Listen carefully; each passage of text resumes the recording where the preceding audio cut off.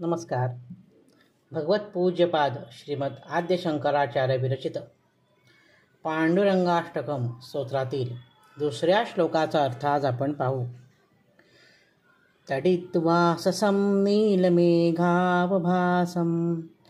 रमामन्दिरं सुन्दरं चित्प्रकाशं वरन्त्विष्टिकायां समन्यस्तपादं परब्रह्मलिंगम भजे पांडुरंगम. आता ह्या श्लोकाचा अर्थ पाहू.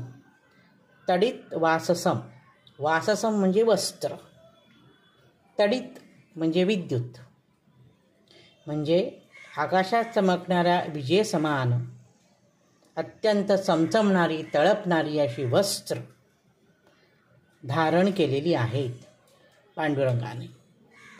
नीलमेघावभासम, आणि त्या पांडुरंगाचं शरीर निळ्या रंगाच्या मेघाप्रमाणे अतिशय शोभायमान आहे. रमामंदिरम. रमा, रमयती, रम धातू आहे त्याच्या, जो रमवतो, जो आनंद देतो, तो रमेश आपण म्हणू त्याला. रमा ही लक्ष्मी जी आनंद देते. रमा मंदिरम म्हणजे हा पांडुरंग लक्ष्मीचे मंदिर आहे, रमेचे मंदिर आहे. सुंदरम, पांडुरंग अतिशय दिसायला सुंदर आहे. आणि चित प्रकाशम. चित आणि प्रकाश असे दोन शब्द आहेत त्याच्या. चित म्हणजे चैतन्यमय, चित म्हणजे आनंदमय. तर तो त्याच्या भोवताली असणारी जी प्रभा आहे, आभा आहे, ती कशी आहे? अतिशय आनंददायी आहे.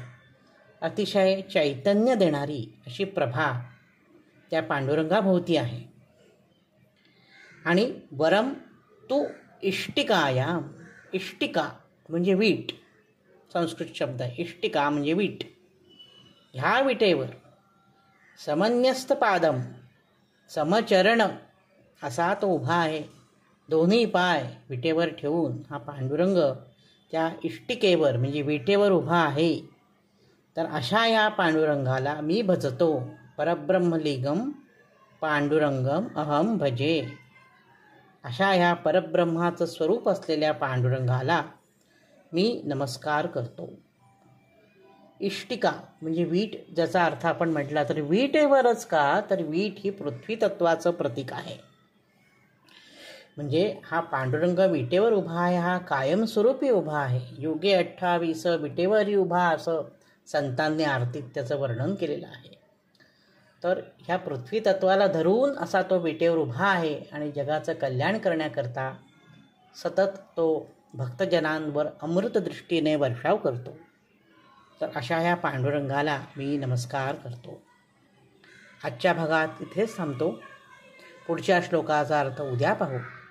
नवनवीन माहितीपूर्ण व्हिडिओ पाहण्यासाठी, ऐकण्यासाठी वैभव दातार ऑफिशियल हा माझा यूट्यूब चॅनल जरूर आणि जरूर सबस्क्राईब करा.